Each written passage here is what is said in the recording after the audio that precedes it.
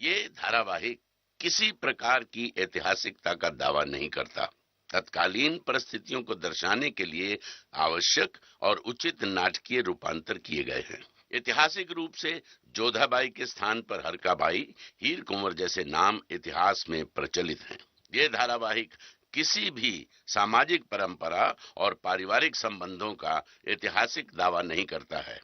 इसका उद्देश्य किसी भी समुदाय की भावनाओं को ठेस पहुंचाना नहीं है।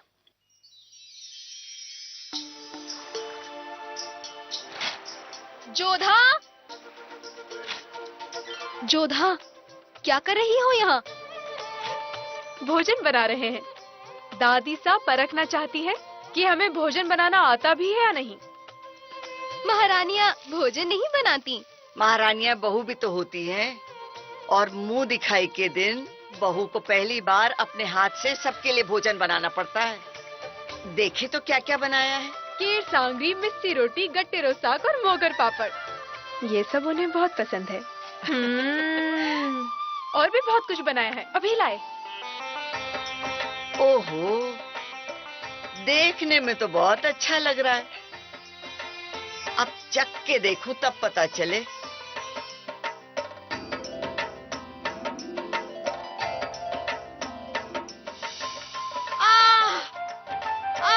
मिर्चे, मारा मुंह जल गया। क्या हुआ दादी साहब? दादी साहब, इतनी मिर्चे पहले दिन सासू माँ को रुलाएगी क्या? पर दादी साहब ये सब्जी तो हमने उनकी पसंद की बनाई थी। आपके लिए तो ये सब्जी बनाई थी। और फिर आप ही ने तो कहा था पति की पसंद और नापसंद का पहले ख्याल रखना, तो हमने ठीक वैसे ही किया। अच्छा किया। तो बताइए दादी साहब, जोधा अपनी कसौटी पर खरी उतरी? मारी जोधा ससुराल में राज करेगी। पति की पसंद नापसंद का ख्याल रखना पत्नी का पहला धर्म होता है।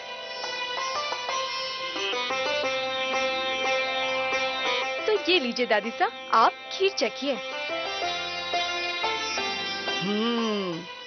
जोधा, ससुराल जाने से पहले पीहर में थारी आखिरी दिवाली है, और मैं ये दिवाली थारे साथ बहुत धूमधाम से मनाना चाहूं। और हाँ, यम द्वितीया भी तो आ रहा है। अपने भाइयों की लंबी आयु के लिए व्रत रखना और उनसे मुंह मांगी भेंट लेना।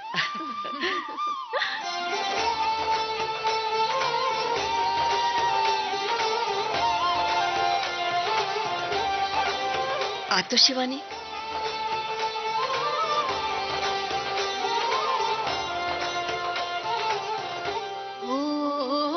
यम द्वितीया, सुजामल भाई साहब। हर बार तुम ऐसे प्रश्न खड़े कर देती हो कि बस। अब यम द्वितीया के दिन सभी भाइयों के साथ मिलकर यमुना जी में डुबकी लगाने की क्या आवश्यकता है? ऐसा शास्त्रों में लिखा है बापू साहब। पर तुम्हें उस भाई के लिए व्रत रखने की क्या आवश्यकता है? जानती नहीं कि सुजामल राजद्रोही है? उसने पूरी सभा के सामने तुम्हारे भाई भगवान दास को खुली तलवार दिखाई थी। ये केवल सुजामल के लिए नहीं है। जोधा ये व्रत राज सिंह, खंगार सिंह, जगन्नाथ, भगवान दास सभी के लिए रखना चाहती है। पर तुम्हारा ये व्रत सुजामल के लिए नहीं होगा। इतनी नाराजगी सींचकर मत रख भारमल। हर परिवार में क्लेश होते हैं, मतभेद होते हैं, लेकिन उससे रिश्ते तो नहीं टूटते। तू तो जानता है कि जोधा और सुजामल में बचपन से कितना प्रेम है, और ब्याह से पहले ये आखिरी अवसर है। उसके बाद तो जोधा हमसे पूछने से रही। विदाई के बाद तो आमिर तरसेगा जोधा के प्रश्नों को। अब जिद मत कर, उसे रखने दे ये व्रत। यमुना जी मथुरा में बहती हैं, और मथुरा का रास्ता आगरा से होकर जाता है। आगरा मुगलों की राजधानी है। उस बात की चिंता आप मत कीजिए बापू साहब। मैं, जगन्नाथ, खंगार सिंह, भगवान दास भाई साहब और सेना की पूरी एक टुकड़ी भी जोधा के साथ जाएगी।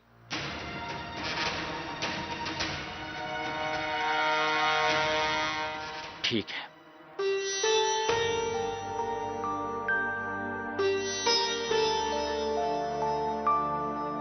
दिवाली के अवसर रोया नहीं करते, अब शगुन होता है।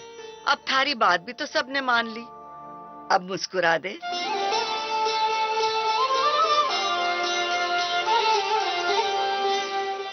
बड़ी हट्टी है जोधा जीजी, अब उन्हें क्या पड़ी है यम द्वितीया के दिन यमुना जाने की। शिवानी, कुछ जरूरी काम होगा तभी तो जाना चाहती है जोधा वहाँ। अरे लेकिन हर साल ये जोधा ने व्रत रखा है। क्यों भला? ये बड़ी पुरानी कहानी है। सूर्य देवता की बेटी का नाम था यमुना और बेटे का नाम था यमराज। यमराज कभी अपनी बहन के घर जाते नहीं थे। ये बात यमुना को अच्छी नहीं लगती थी, हालांकि वो उसके घर बराबर जाती थी। फिर एक दिन कार्तिक शुक्ल पक्ष के दिन यमराज यमुना के घर जा पहुंचा। बहन बहुत खुश हुई और भाई का खूब स्वागत सत्कार किया और सत्कार से प्रसन्न होके भाई ने कहा, मांग बहन, क्या मांगती है? यमुना को किसी राजकुमार की जान बचानी थी, तो उसने वरदान मांगा कि आज के दिन जो भाई अपनी बहन के घर जाएगा उसे लंबी आयु का आशीर्वाद प्राप्त होगा। यम ने यमुना को वरदान दिया और दिवाली के दूसरे दिन को यम द्वितीया कहलाता है। उस दिन यम की विधिवत पूजा होती है और दोनों भाई बहन यमुना में डुबकी लगाते हैं। आई बात समझ में? जी दादी सा।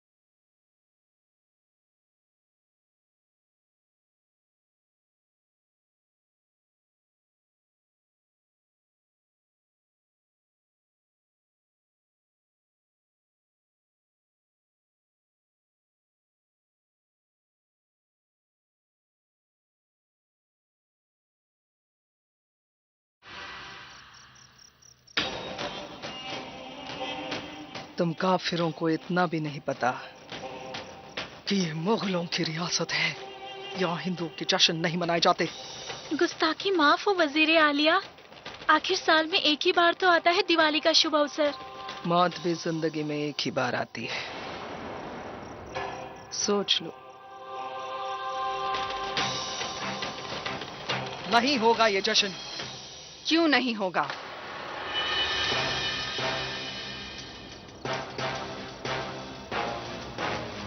जैसे हमारे लिए रमजान और ईद है, वैसे इनके लिए होली और दिवाली है। गुस्ताखी माफ हो मलिका, पर इनमें और हम में काफी फर्क है। आप शायद भूल रही हैं माहम, उमेरकोट में जब हम जलाल को पेट में लिए दर दर भटक रहे थे, तब हिंदू ही थे जिन्होंने हमें सहारा दिया था। तब भी दिवाली के ही दिन थे, तब दिए तो आपने भी जलाए थे, याद है ना? जैसा आपका हुक्म मलिका।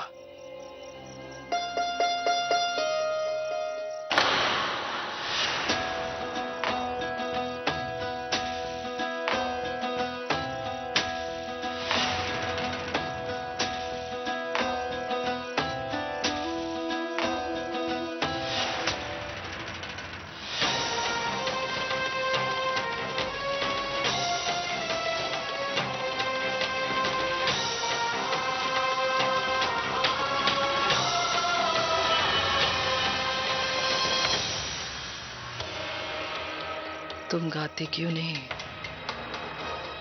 गाओ।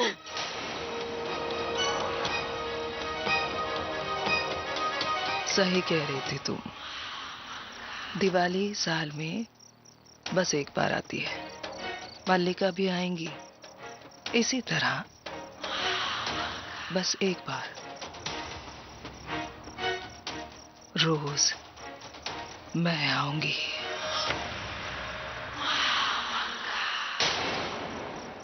तय तुम्हें करना है, यूं दिवाली के दिए जलाने हैं या रोज कतरा कतरा जलकर मरना है। रेशम, क्या नाम था उस दासी का जिसने ऐसे ही दिवाली के दिए जलाने की नादानी की थी? दिवाली के दियों की आग में जलकर राख हो गई वो, समझी? गुस्ताखी माफ हो वजीर आलिया।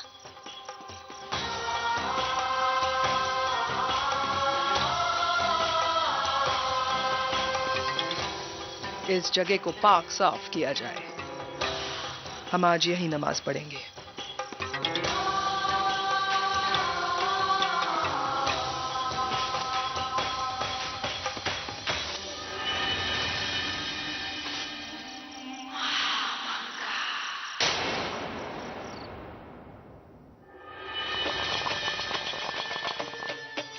चाल अच्छी चली महामंगा ने। गहरे कश लेती है और धुआं भी नहीं उठने देती। मरियम मकानी की भी बात नहीं मानी। तुम समझ सकते हो होशियार कि जलाल के बदौलत वो कितनी मजबूत बनती जा रही है। हाँ हाँ, बड़ी अम्मी के ओहदे ने ना उन्हें इतना बड़ा बना दिया बेगम साहिबा की। वो कितनी बड़ी क्यों ना हो जाए, उनकी एक कमजोरी है जो सिर्फ हम जानते हैं। वो क्या? उनका बेटा अदहम खान।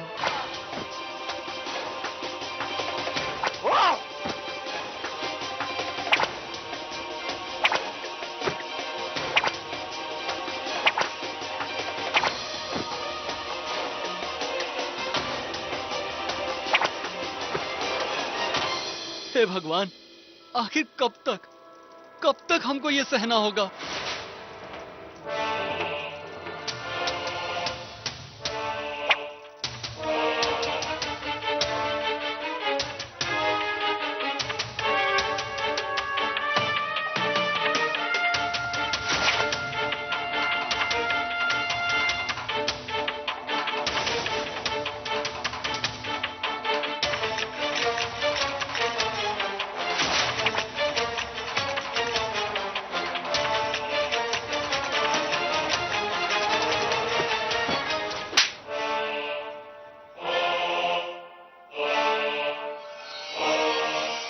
जख्म ऐसा दो जिसका खौफ जिंदगी भर रहे।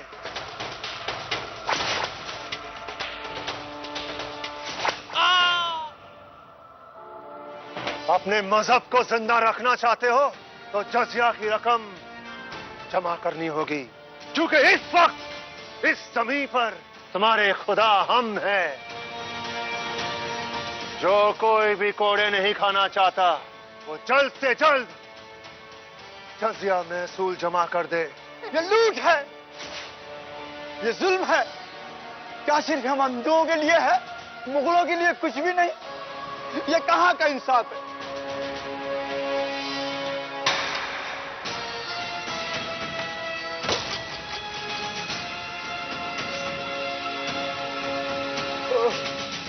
ये मुगलों का इंसाफ है, अव्वल पाक इंसाफ। कैसा इंसाफ है? ये गुलामी कब तक सहनी पड़ेगी? मरते दम तक, जब तक जिंदा हो तब तक।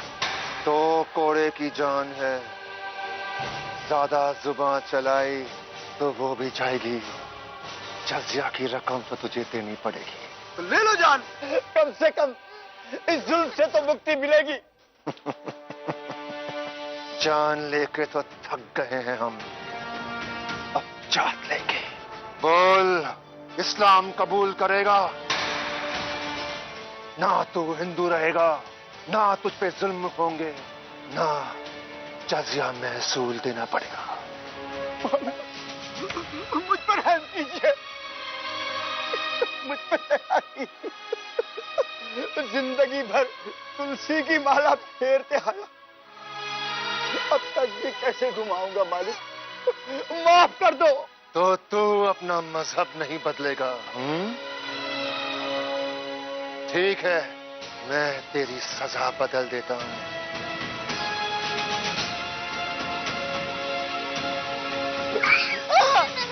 नहीं, नहीं।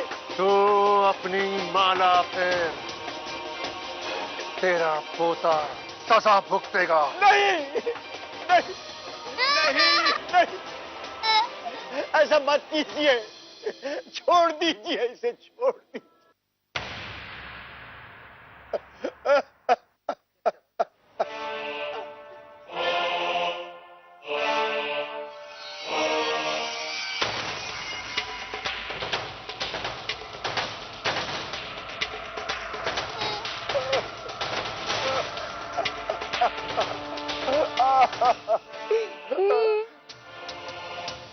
देख लिया तुम लोगों ने मुगल होने का फायदा। ना तुम पर जुल्म होगा, ना कोड़े पड़ेंगे, और ना महसूल लगेगा।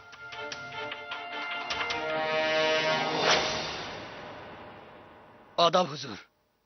वजीर आला बेहरम खान ने राजपूत राजा तखतमल को शिकस्त दी है और अब वो उनका सर कलम करने जा रहे हैं।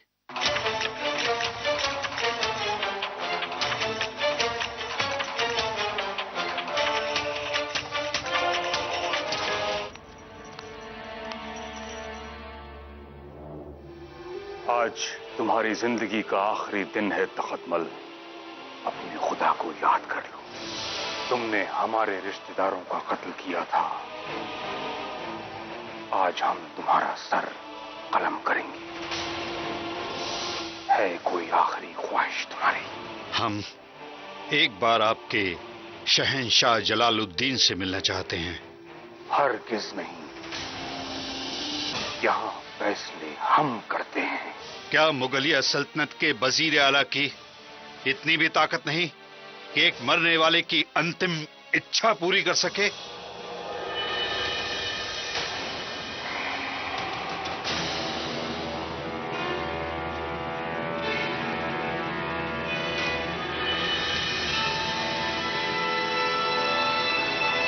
खबरदार गुस्ताख। कहीं आप इसलिए भयभीत तो नहीं कि यदि शहंशाह ने हमें माफी दे दी तो? तुम्हारी आखिरी ख्वाहिश तुम्हारे सामने है।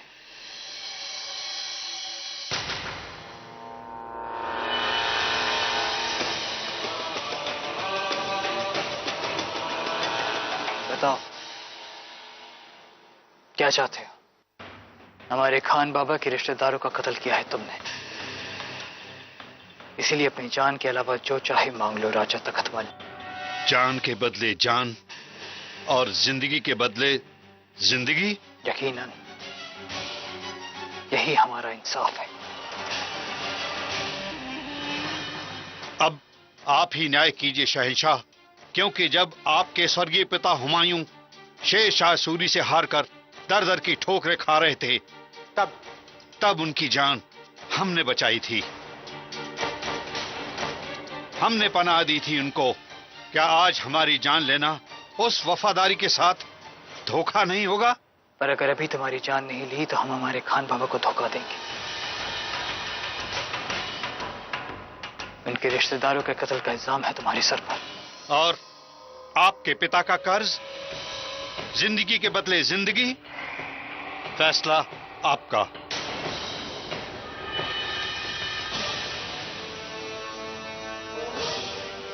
जलाल, ये काफिर उल्टी सीधी बातें करके आपको गुमराह करने की कोशिश कर रहा है। मौत के बदले मौत और जिंदगी के बदले जिंदगी। रिहा कर दो इन्हें। जलाल, ये आप क्या कह रहे हैं?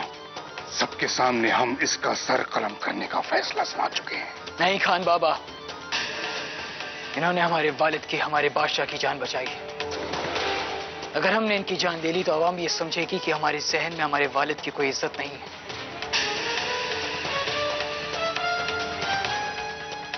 ये जिंदा रहेंगी। हमें माफ कर दीजिएगा।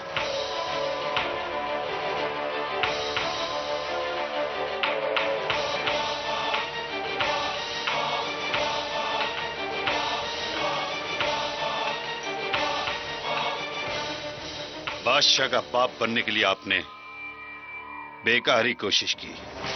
बादशाह का बाप बादशाह ही होता है, एक वजीर नहीं।